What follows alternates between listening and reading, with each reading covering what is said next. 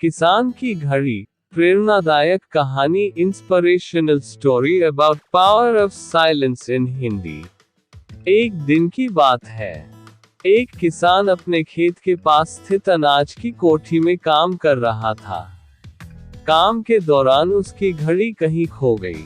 वह घड़ी उसके पिता द्वारा उसे उपहार में दी गई थी। इस कारण उससे उसका भावनात्मक लगाव था। उसने वह घड़ी ढूंढने की बहुत कोशिश की।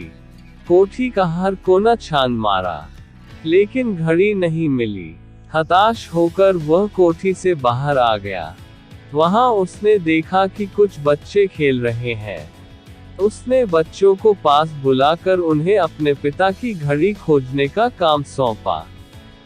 घड़ी ढूंढ निकालने वाले को इनाम देने की घोषणा भी की। इनाम के लालच में बच्चे तुरंत मान गए।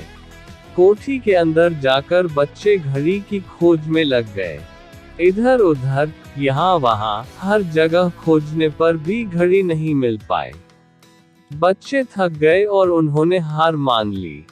किसान ने अब घड़ी मिलने की आस खो दी। बच्चों के जाने के बाद वह कोठी में उदास बैठा था।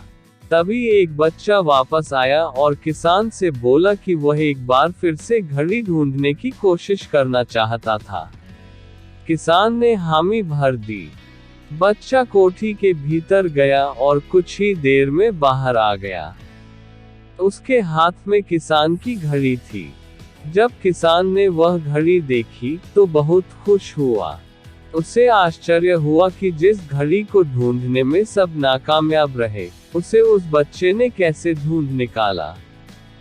पूछने पर बच्चे ने बताया कि कोठी के भीतर जाकर वह चुपचाप एक जगह खड़ा हो गया और सुनने लगा।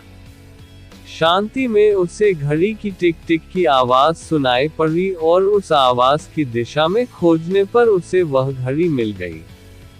किसान ने बच्चे को शाबाशी दी और इनाम देकर विदा किया।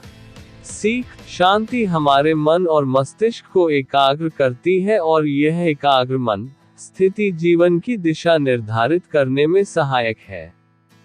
इसलिए दिन भर में कुछ समय हमें अवश्य निकलना चाहिए, जब हम शांति से बैठकर मनन कर सके। अन्यथा शोरगुल भरी इस दुनिया में हम उलझ कर रह जाएंगे। हम कभी न खुद को जान पाएंगे, न अपने मन को।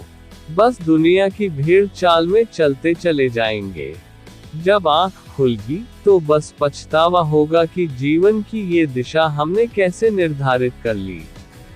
हम चाहते तो कुछ और थे, जबकि वास्तव में हमने तो वही किया जो दुनिया ने कहा।